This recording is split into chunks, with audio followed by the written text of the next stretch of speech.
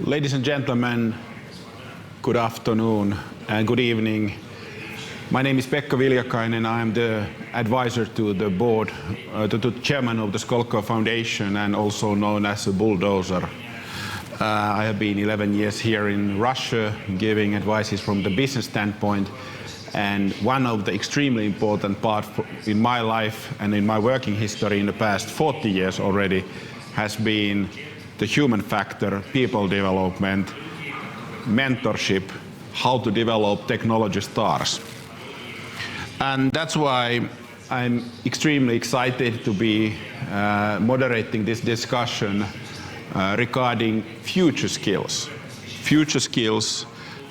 winners in the future labor market. And well, we can first define what is future. Future is tomorrow or today already, so future can be very short future or long-term future. I think that we all agree that the COVID crisis, pandemic, what we have, has fundamentally changed the labor market. We just finished a session here about the remote work, how factories are being run remotely with the digital twins in the virtual world, how people must be developed, development discussions, development plans to be done through the remote tools without seeing and feeling those people. And that's, of course, as such a big thing. The other element, we are highlighting today, is artificial intelligence.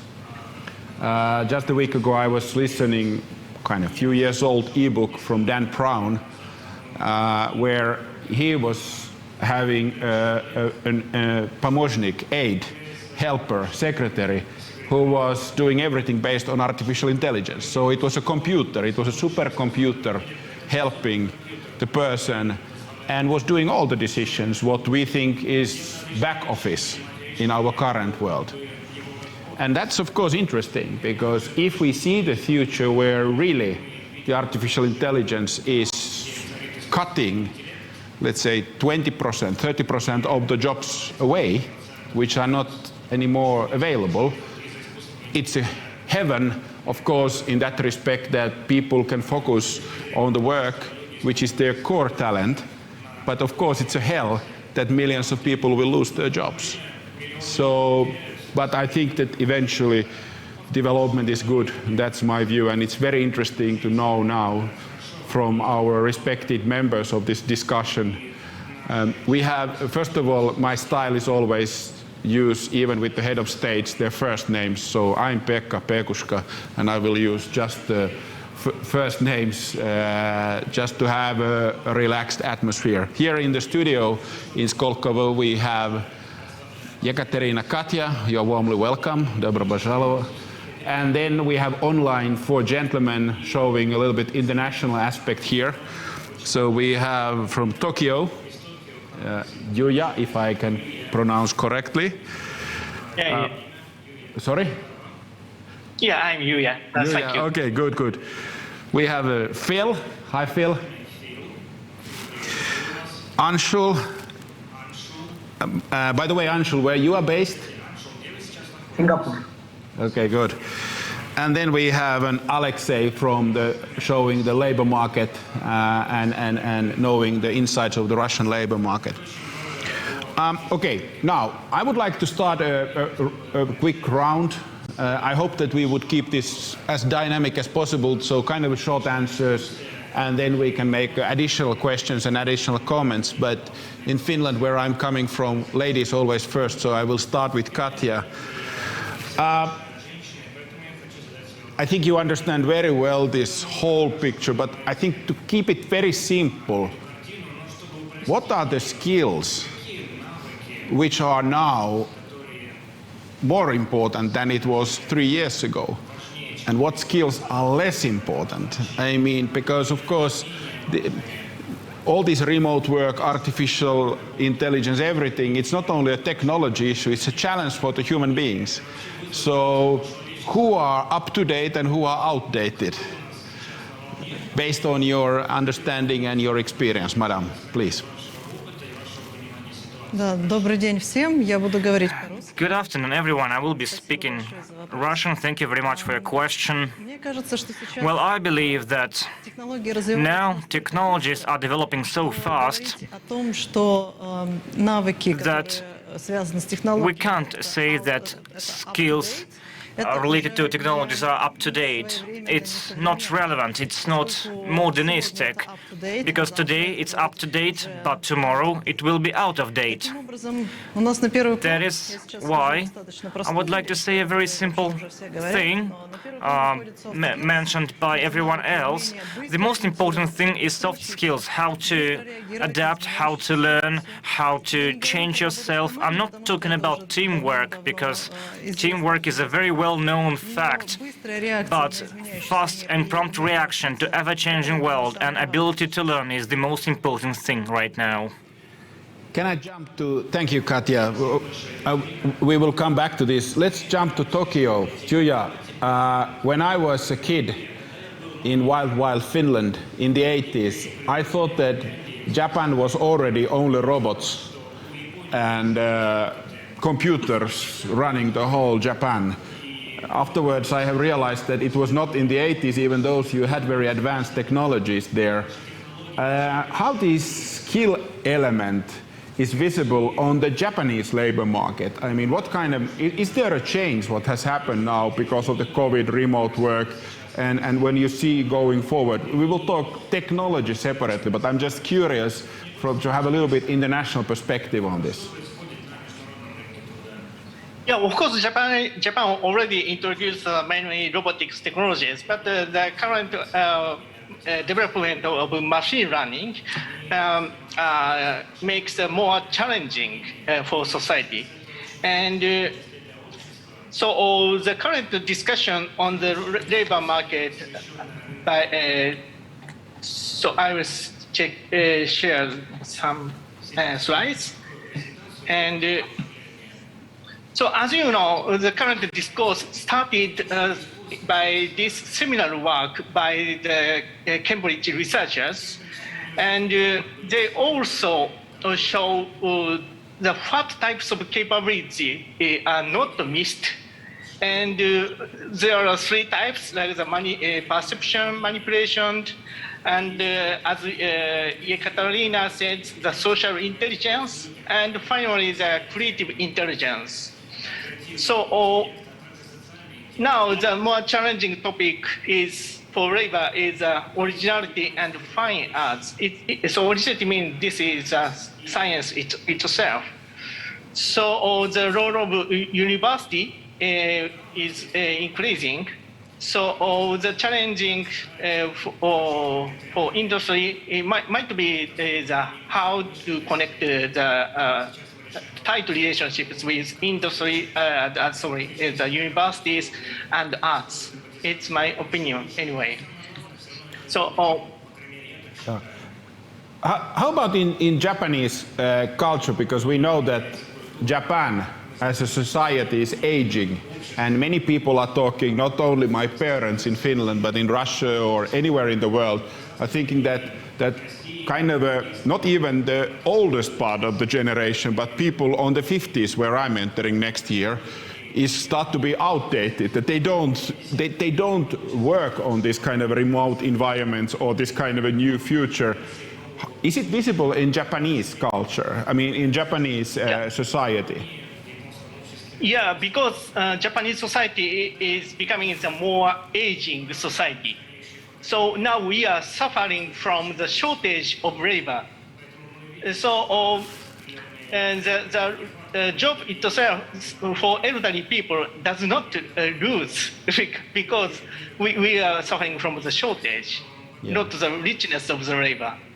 Yeah. So we do not worry about the labor loss. Yeah. And the employment rate is still very high. Yeah, understandable. Okay, let's continue the round. Let's go to Intel and Anshu. I mean, when I've been working, I have had a privilege to work with Intel 20 years, first as your supplier and then the technology partner. I'm very curious from your standpoint that is this digital readiness or digital world or remote world, is this changing the profile of a dream worker in Intel? I mean, has it changed already something fundamentally from the training perspective, from the recruitment perspective, from the retaining standpoint? Absolutely, from all perspectives, as all jobs become digital jobs, and all digital jobs will start requiring some level of AI readiness, not just AI technical skill, but AI social skill, and also a lot of social emotional skills, right? Career growth skills, all kinds of jobs, be it marketing, be it production, finance, AI is getting infused. So from a company like us, who's creating a foundational technology like semiconductor, we don't just worry about when we say digital readiness, we don't just worry about AI technical skills, which AI researchers and AI developers or AI engineers have, but how about AI solution builders for our customers, right? So across retail, healthcare, manufacturing, all kinds of customers, right, who are solution builders. And then one level even before that, right, AI users, right? And that also requires an understanding and appreciation of AI, because as earlier speakers said, right, humans will do some human skills, machine will do some machine skills, but you will require in the future of work a human-machine partnership, a very different type of a new type of skills, right, like a fusion skills, right, which is where you have to learn how to use AI in your day-to-day life, right, and those skills we really worry about and pay attention in all our training, and not just employee trainings, but also in the academy and civil society and the broader stakeholder preparation. So reskilling and upskilling is very important part of Intel's agenda. Thank you. Thank you. Phil, let's narrowing a little bit the question. How this is visible in your organization where you are working, about how you are assessing people, how you are developing people in your organization, sir? Well, I completely agree with Ekaterina that what we really need for the future is softer skills, skills that are about resilience, about being able to adapt quickly, to solve problems, to adapt to roles that we don't even know exist yet. There is a real sense that the fourth industrial revolution is moving so rapidly, we have to prepare people for uncertainty, and that takes resilience. And it is about the ability to learn how to learn how to discard knowledge you may have picked up 3 or 4 years ago and learn new skills and learn new knowledge. So lifelong learning, a complete willingness to constantly reskill and relearn. So curiosity and resilience are really important. But at Times Higher Education, we work with universities. So we ask universities, what are the skills that you are seeking to instill in your graduates to make them ready and robust for the future? And within all of these soft skills, I think there's a really core element for the future of arts and humanities. Even in a technologically driven world, even in a digital world, I think skills that come from knowing history, the arts and culture, philosophy, they'll be really important. We're trying to grapple with the ethics of the metaverse. We're trying to grapple with concerns around personal privacy, concerns around equality and inclusion when it comes to the digital future. Particularly, you think about, specifically Facebook talking about the new metaverse.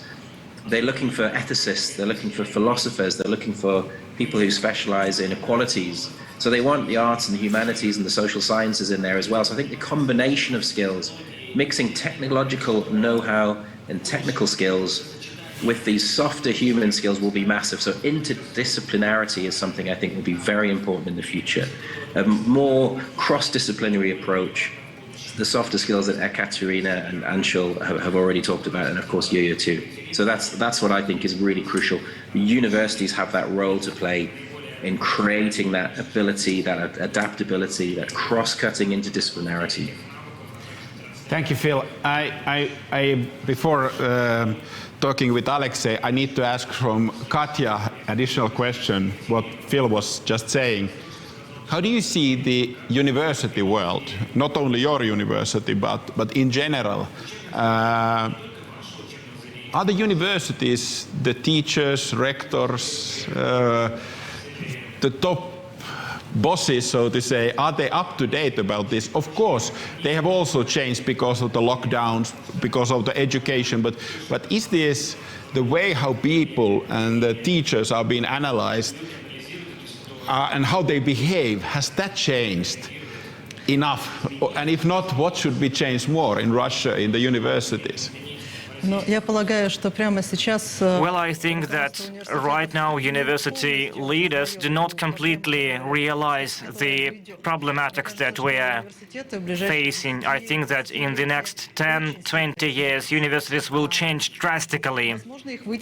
Maybe they will be pushed out by companies like Coursera or Google, who provide trainings for their people or who recruit people with their own certificates and with no diplomas.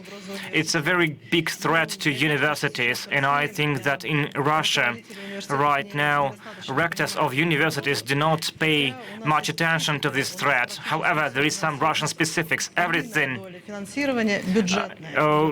Most of universities are financed by the government, and as long as the government is financing universities, universities will just reproduce their pattern. They don't have any impetus to change.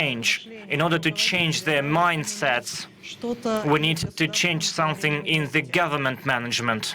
Yeah, I actually fully agree. I have a little bit of view about Russia. I need to tell you for international colleagues here that during the past 8 years I have been in 110 Russian cities.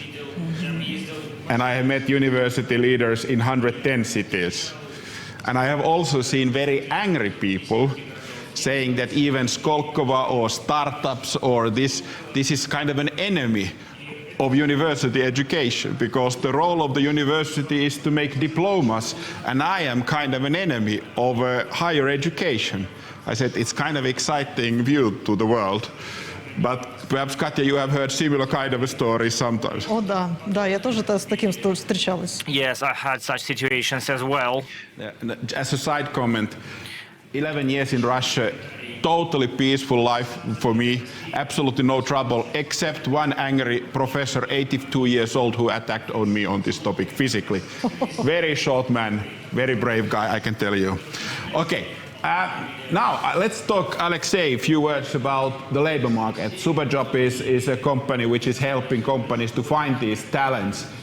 Do you see in your assignments when companies are finding a shift of these competencies? The soft skill sounds kind of a soft, but it's actually very hard to live with the soft values. It's a very strong thing, and many times the soft people are the strongest one on the team, and vice versa. But what I'm asking, Alexei, do you see in the Russian labor market that these new skills or the skill sets are somehow different way balanced what it was, for example, before COVID or before, let's say, 5 years ago? Please, sir. Thank you very much, colleagues. Good afternoon, everyone. I would rather connect several topics. On one hand, we were talking about universities and their role, and they are lagging behind. But it seems to me that the question is not about universities. Everything starts even earlier. Those skills that are missing drastically in the Russian labor market and in the global market in developed countries, and we will miss them more and more. So these skills are not built in universities. Sometimes in universities people get skills that are not relevant at all. Mass schools in developed countries. So mass schools that we have in Russia, that we see in Germany, that we see in France, in the United States, this is mass school that came out of the Industrial Revolution, and the goal of this school was to make a peasant an android who would work on the assembly line. They wanted to teach him how to read and how to write. They just wanted people to go go to work with no questions, and that was about high schools. So in general, mass school is just about teaching to learn, to read instructions and manuals, and to not to allow people to learn new things. And most math schools deal with this task brilliantly. In 3 or 4 years, people learn how to read and how to write, and then social distancing, and your children, our children, my younger daughter, for instance, doesn't go to school. She studies at school, but in the United States, in Germany, in Russia, children spend dozens of hours to get skills that they will never need. Dozens of thousands of schools, children spend their time, waste their time on handwriting. Do you remember when you used handwriting for the last time? In last 10 years, I didn't even use pens. So I use pen only just to put a signature on a document, and that's it. So we don't use handwriting for anything else, but children keep on wasting their time to master handwriting. And final composition, for example, in Russia is just around the corner, and thousands of 10th grade, 11th grade students were using their hands to write a composition, and this is what happens in schools. And until we understand and realize that these soft skills and this ongoing learning is a mandatory thing, we will have problems with people, and for today's economy and for future economy, this will be a great problem, because everything that you get in primary school or in school, if you don't get these skills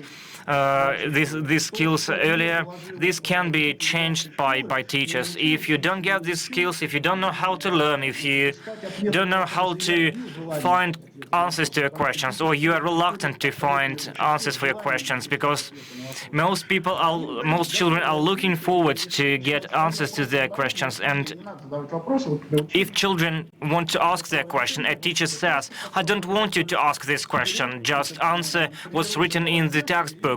Just learn how to pass tests, you will enter the best university, and that's it." Of course, we started to realize how it happens. In California, leading universities declining tests, entry tests. I don't know what will happen out of this, but I want to say that the labor market and the future labor market is shaped not in universities, but in primary school.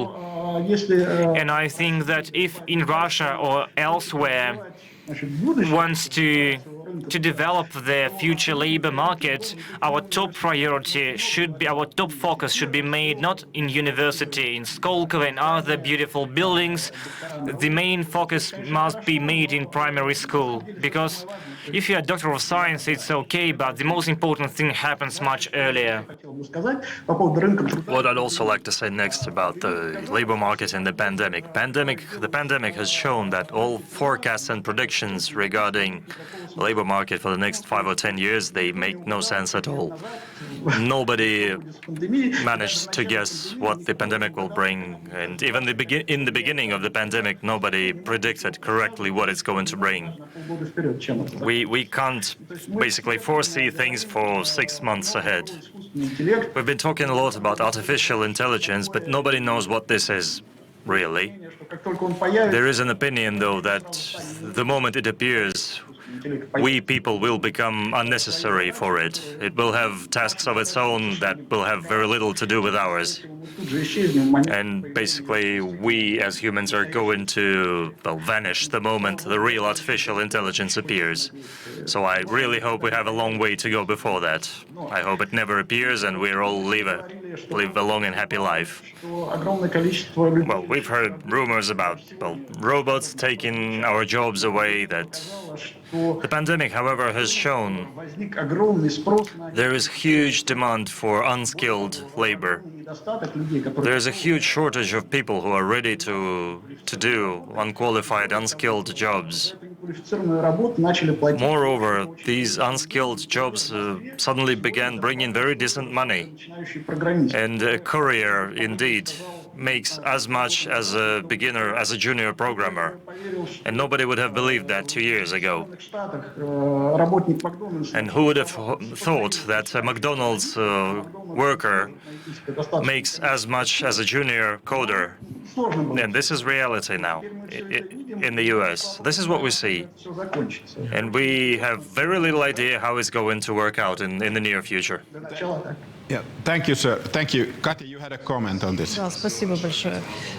Действительно, ну вот это, мне кажется, эта история с курьерами, она... Indeed, yes. I think this example with the couriers, it's, well, it's fleeting. It only lives as long as McDonald's and delivery services introduced drone delivery.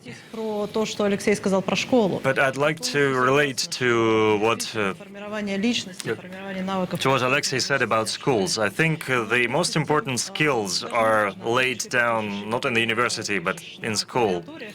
Doesn't matter where you use, whether you use a pen or a keyboard to write. What's more important is what neural connections you develop and how you use them.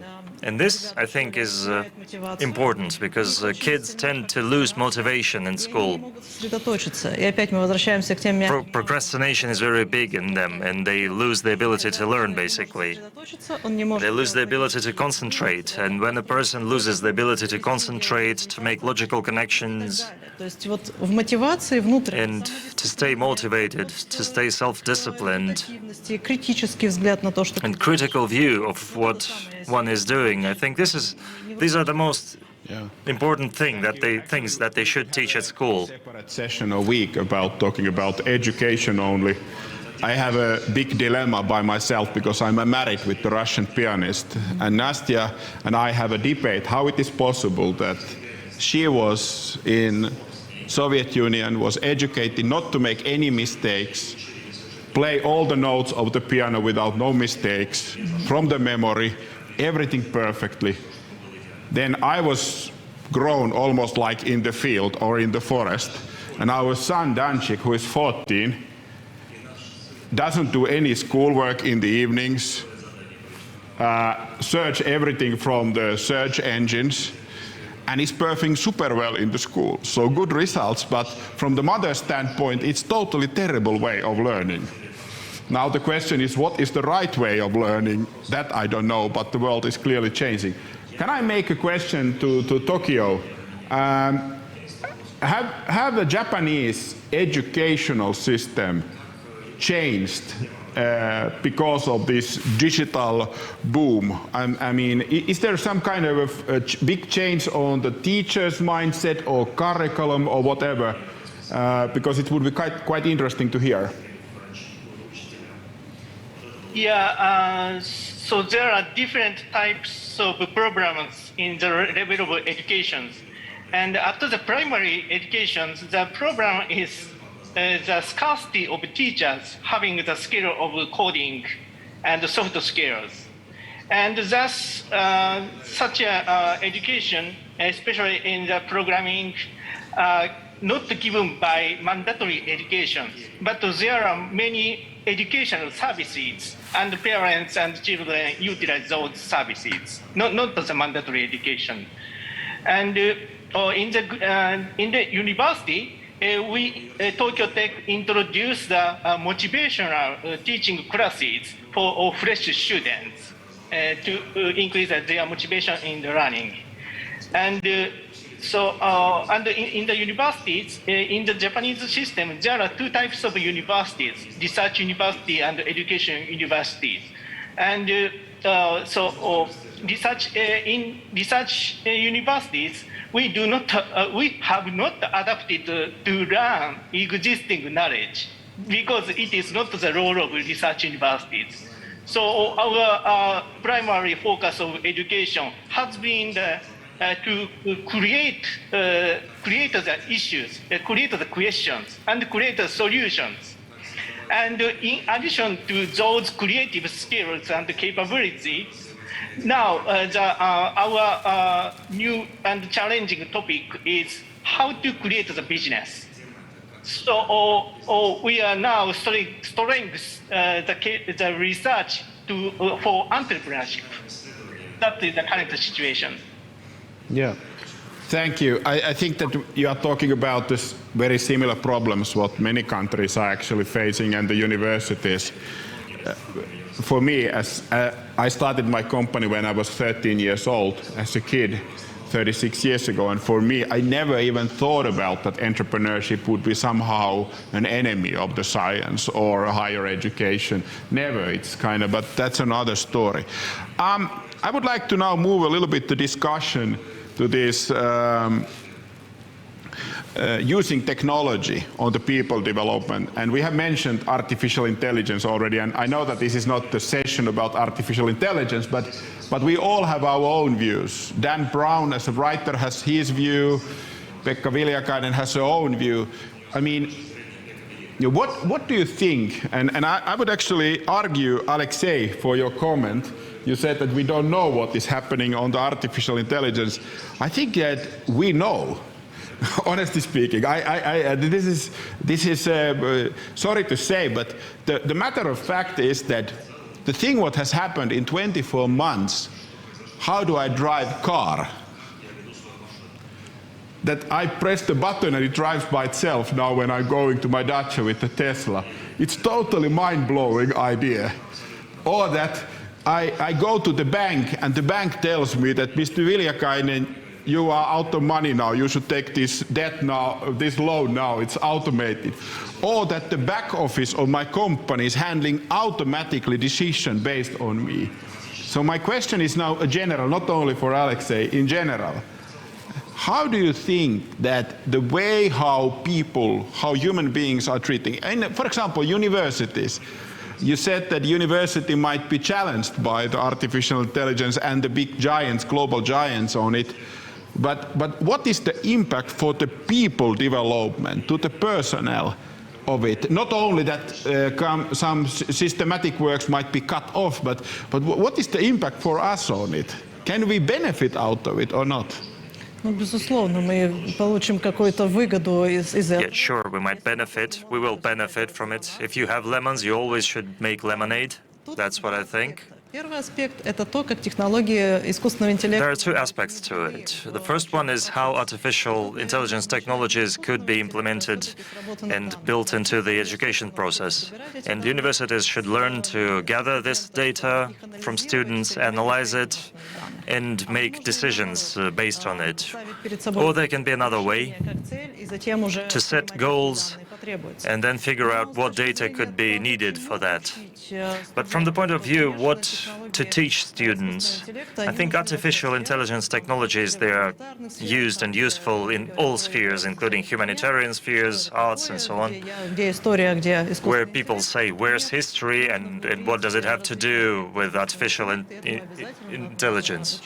I think artificial intelligence is relevant to all spheres, and it should be used everywhere. But I think first thing we need to do is to start to learn working with data.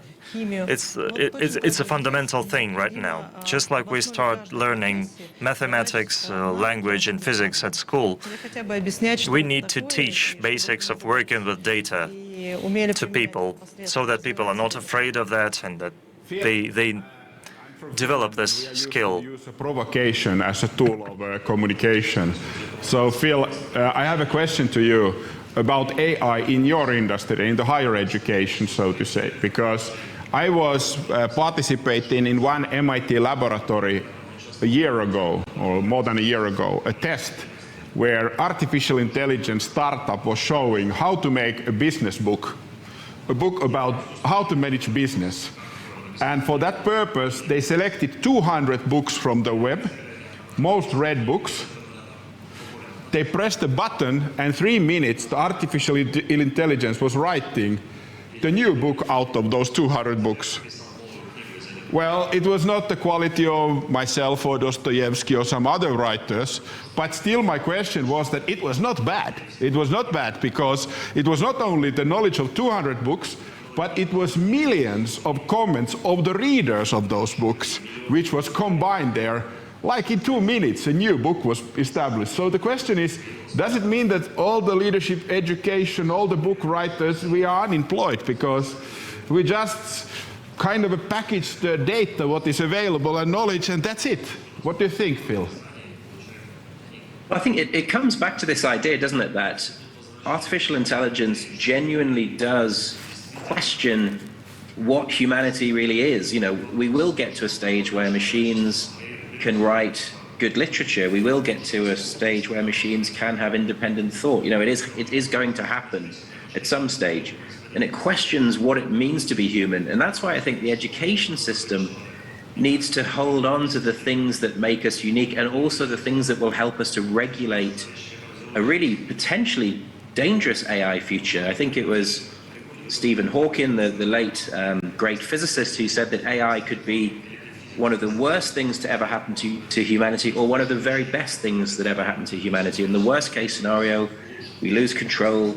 We literally go into this sort of science fiction dystopia where, you know, machines subjugate humans, that things go really badly wrong. The best case scenario is that we have incredible solutions to improve the quality of our lives, to challenge inequality, to sort out potential environmental problems. And that's why I think the education system, the skills we need, really do have to look hard at philosophy, at ethics, just basic things like understanding individual freedom and privacy when we have a world of mass data, for example, when we have large corporates knowing so much about every individual. You know, I mentioned Facebook earlier and Google, the control of individual data.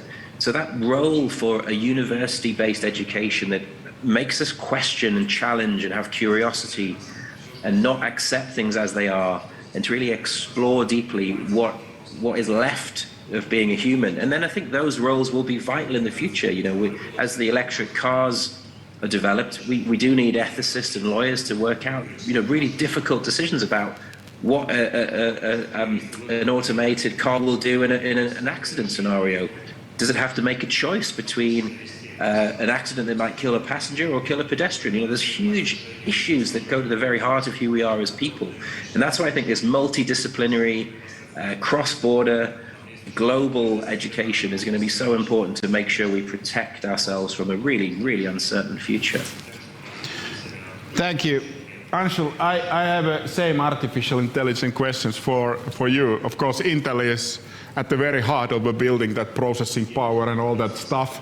But before that, just because it's a late afternoon, I need to tell you that in Finnish education system, this kind of a group work, project works, is extremely big part of the education these days. It was not the thing in my life when I was at school, but now my children are like, I feel that they are all the time on those project works. And my son was with two girls, I was her very nice girls, in a group, and they made an artificially intelligent project, how I, father, will live longer. And I was like, surprising. And they made a concept, for example, that if I've already taken all the needed calories, the fridge doesn't open when I go there, so that the kitchen is controlling what I'm eating, which is kind of an exciting. And they calculated that they already have the data from the watch, the calorie consumption, the fridge is already can be controlled. So, well, how it's in Intel, how do you use artificial intelligence as of today? I'm not talking about the controlling the world, I'm talking about your daily life on the people development standpoint. You are muted, sir, you are muted. Yeah. Purely from a people development standpoint, I guess everybody has said this, we have to recognize that artificial intelligence is not just a technology. It's also intelligence which works with human or a natural intelligence, and also it's an evolving field of study, right? So as technology is very revolutionary and people will evolve, people development is very evolutionary, we have to balance the two very, very carefully and gently. And you gave a very good example of Finnish project work and of your own students or kids. The premium has in a larger education and digital readiness of people to support the broader digital transformation. The premium has shifted from what you know or what you are learning to what you can do. And when you shift that premium to what you can do, how you apply it, the example which you gave, right, the kids, you have to have a new ways of looking around, curiosity, creativity, empathy skill, Now, this is what, at an adult level, at a professional level in a large corporation like Intel, how do we create that hunger for you to really start having curiosity, bring more diversity and inclusion? Now, diversity and inclusion in artificial intelligence is a very important topic because, to all the points, it's not about just learning about computer vision or natural language processing and so on and so forth, but more importantly about understanding AI ethics, understanding AI biases, model biases, people biases, data biases. Example which Phil gave about moral machines, right? If something has to go wrong, the repercussions, how do we as a younger generation understand? And that is where I think the big evolution has to happen from a people development standpoint. Because I think the easier way to simplify this is Google or AI can give you all the answers. So who will ask better question?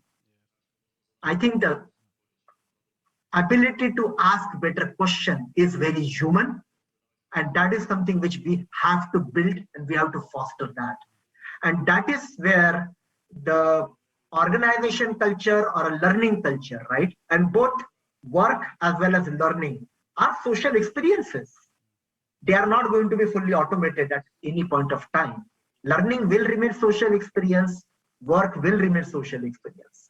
So how do we really bring that learnability, right, to the point of lifelong learning, which you said earlier? I think in an organization context as well as in a learning context, that becomes very important point.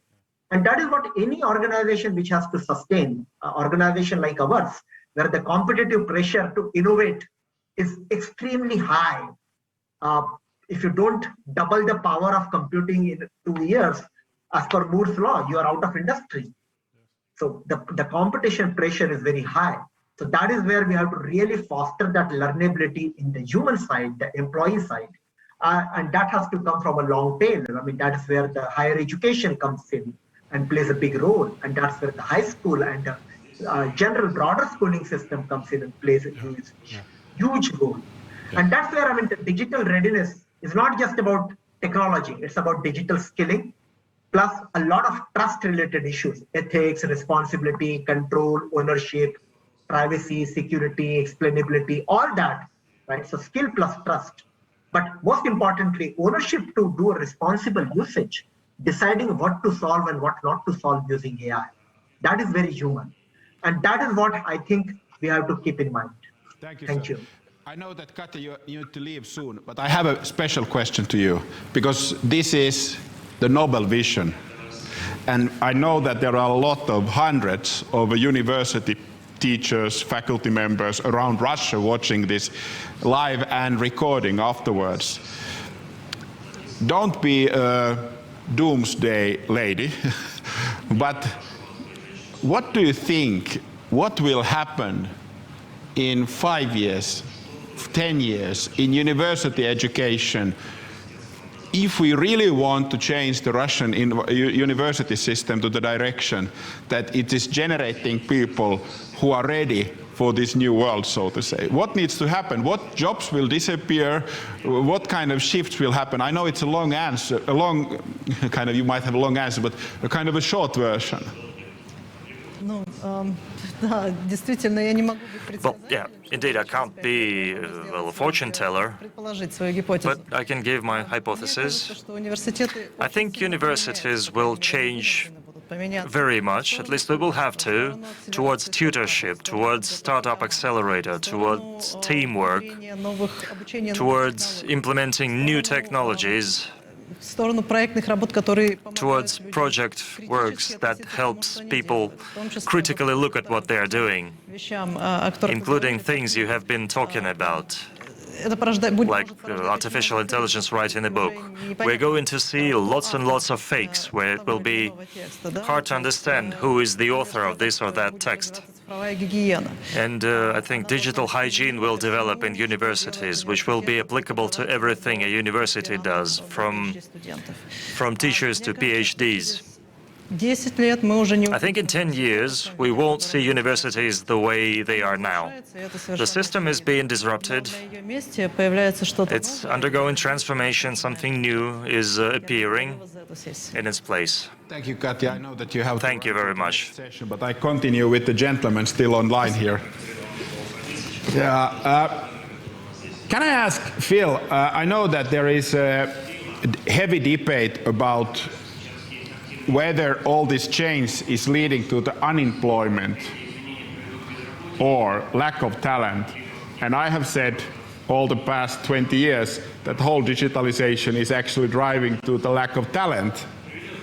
How do you see it from your standpoint? Because, of course, the big issue is Alexei was mentioning, like, so, I don't know what is the proper English word, not so skilled jobs, so to say. I mean, what is, I don't know, I'm not politically correct man anyway. But the point is that there is kind of an A and B category then of the people, which are highly educated, perhaps being paid, which are able to tackle the situation, and then there is lower paid, even relatively good paid, but still lower. What do you see this unemployment, lack of talent happening? And moreover, because you are a smart man, is this a kind of a big bomb in the society? Because I can see in the political debate, I'm not referring to Britain because I'm polite, there is a heavy debate, what's good for Britain, for example, and there are people like left and right, I'm not talking political direction, totally like black and white stories. I mean, certainly in Britain there is this a dilemma in place around how many people, what proportion of our young people should go to university. I think that's partly driven by the fact we have an affordability problem in Britain, that the actual debt the state has built up in supporting people to go to university is now unsustainable. So there's a financial argument about how many people we want to send to university. But fundamentally, if you look at the way the economies are working and moving and the rapid digitization, I think that the demand for those higher level skills will continue to grow. You know, UK is around about the 50% participation level. You're talking about, in higher education, about 50%. In India, they've got a national education policy that's trying to push participation rates in higher education in India up dramatically because they have a huge youth population, a demographic nightmare on their hands if those people aren't provided with relevant work skills. So I think the economy, my assumption is it will be able to absorb a lot of higher level skills. We're going to need a lot of higher level skills.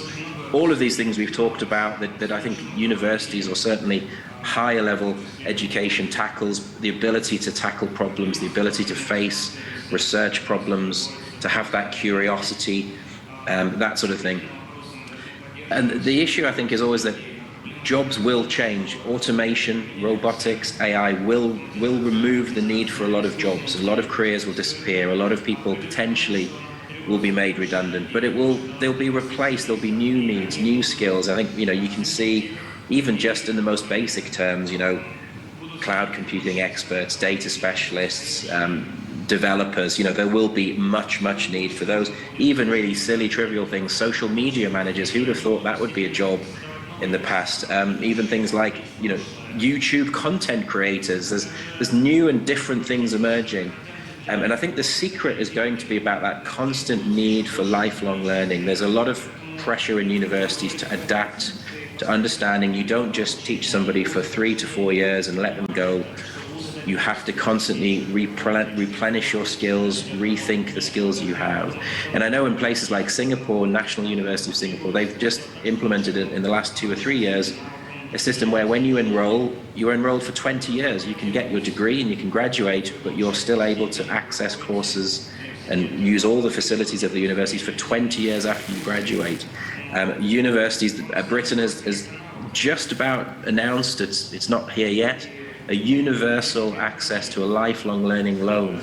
So any student reaching the age of 18 can have access to this lifelong loan. They could choose to spend that on a university education, or they could do it as modular, bite-sized chunks throughout their lives. They could return to education as adults. So for me, it's all about constantly allowing the reskilling and upskilling of the labour force to allow us to reflect and adapt to rapid change. Thanks.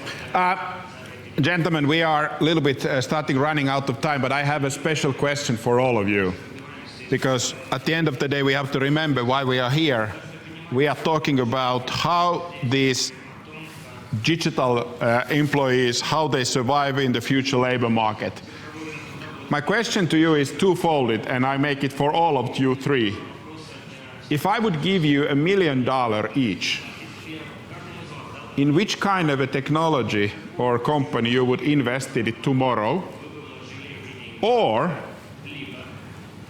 if you can also spend that $1 million for new education for yourself, you are all young gentlemen. So what that education would be? Because then that you would be relevant on the labor market 2040. So let's start from Tokyo. I know it might be a provocative question, but where you would invest on the $1 million from the eyes of the future of the people development, and what would be the education where you would put that money, sir? Yeah, considering the investment, the most important factor is a growing market. And now the growing market will be realized for the social issues unresolved. And so as many things, now the globally common program is the relationships between digital divide and the social and economic divide. So I do not invest by itself, because the new market will be realized by accompanying with a new regime, like the regulations and social infrastructure, education, and so on.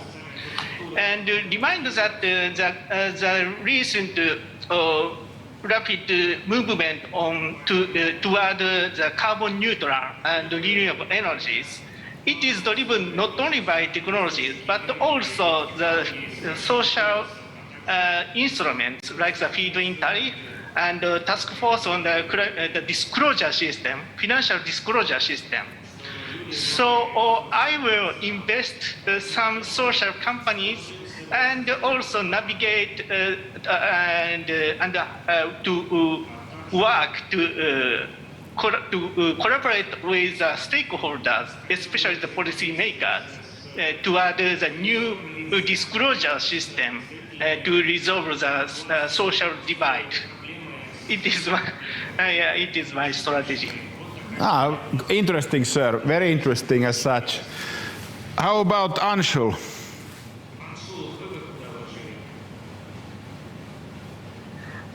In my job, I have a privilege of really watching with the close relations across the world how young generations really innovate, how they learn AI or other digital technologies and apply it responsibly to solve real problems.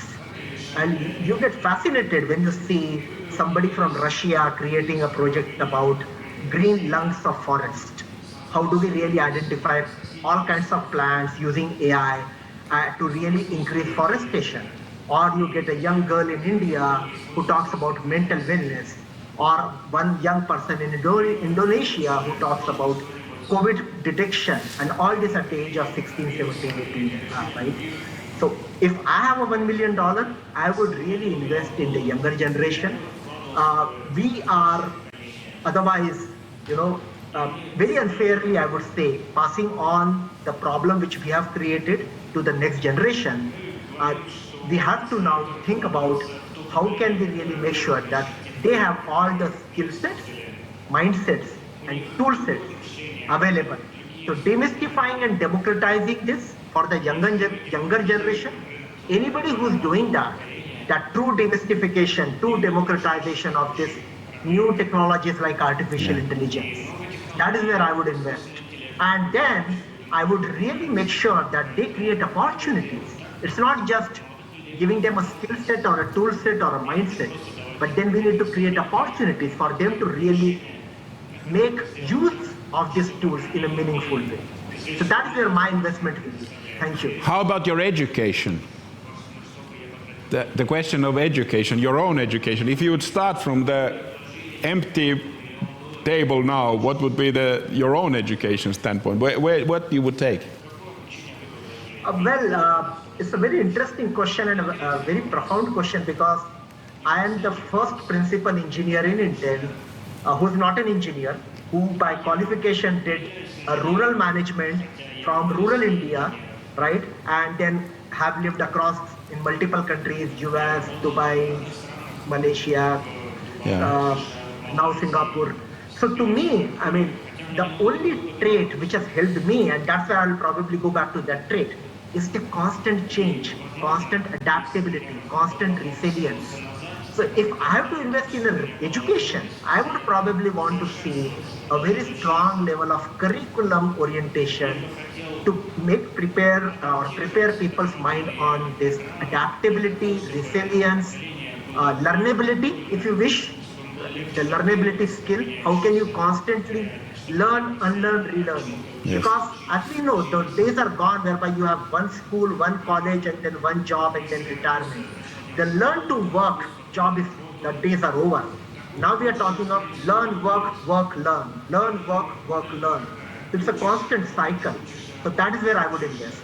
Yes, very good. Phil, what's your miracle investment guideline for the audience?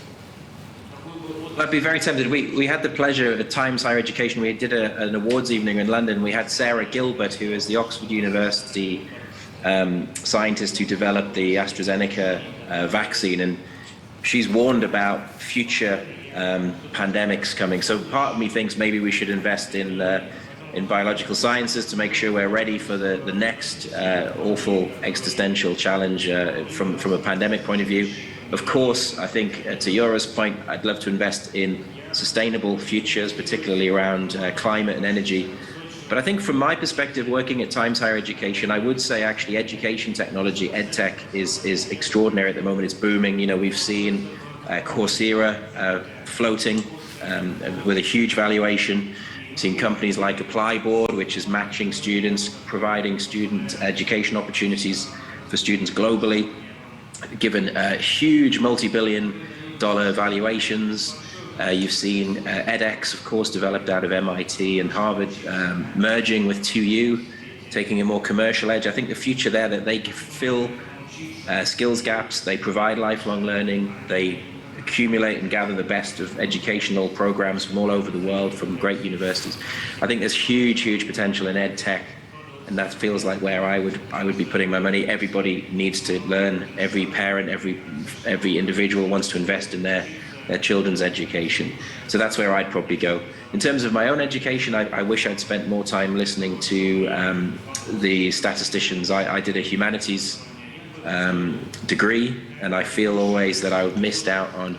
I'm not brilliant with coding, with data, so I've made my children take some coding lessons. I think it's a fundamental life skill that everyone needs to have a certain awareness of coding and development and data and numbers. So that's my missing link for my personal education. Thank you, Phil. I must tell you that when I was a kid, I thought that I'm a genius programmer until I hired truly professional programmers, and then eventually I hired 20,000 of those. But I was just managing them. My code was always called as a spaghetti, not as some structured programming. Okay. Thank you, gentlemen, online here. Thank you, all the viewers, on behalf of the Nobel Vision and from the Skolkovo Foundation. I just want to remind you, all the guys over the line and viewers, that at the end of May, here in Skolkovo, but today, by the way, is the most snowy day in the history, I mean, since the Second World War, so 20 centimeters snow. The whole city is stuck with the traffic today, with the snow and everything. But in May, we will have a startup village here, 20,000 people in these surroundings. So hopefully, guys, you are able to join also physically here and see the EdTech companies and the whole movement. Because at the end of the day, learning is about communication, learning is about connections, learning is to learn about best practices and also failures of others. And I think that will give all of us good tools for the future. With these words, thank you very much from Moscow. Spasibo bolshoy. Thank you. Thank you very much indeed.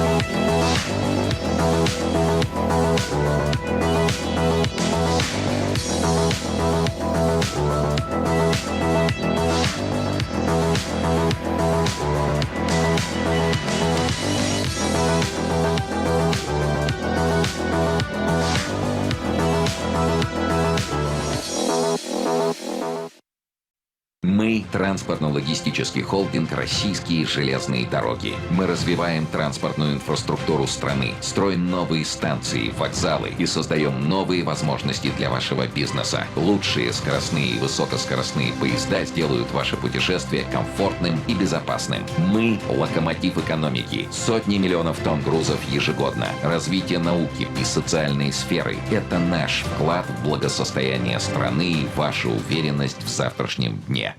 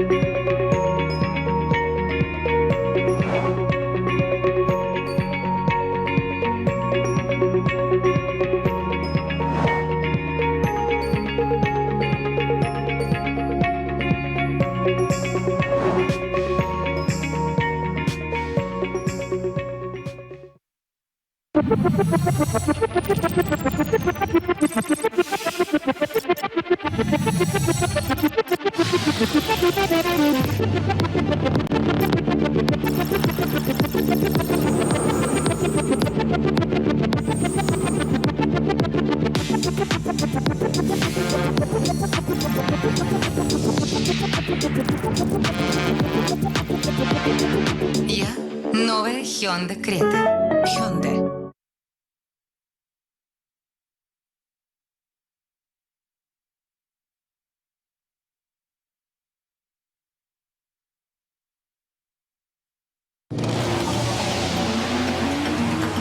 Есть история фантастическая. Есть история сказочная. Есть страшная история. А есть история реальная. В Юка всегда реальная история и диагностика автомобилей с пробегом. Юка – официальный сервис Hyundai. Смотрите историю и диагностику автомобиля и покупайте его онлайн.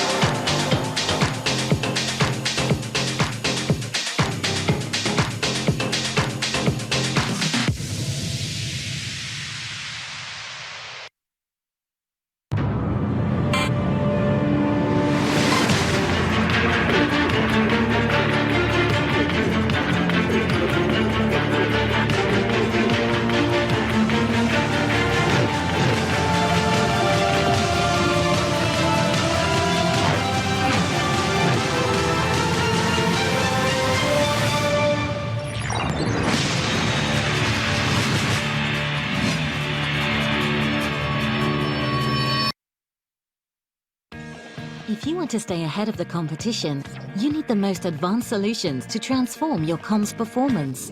From media database to social influencers, distribution to monitoring, analytics to insights, Cision's cloud-based tools can help you communicate like never before.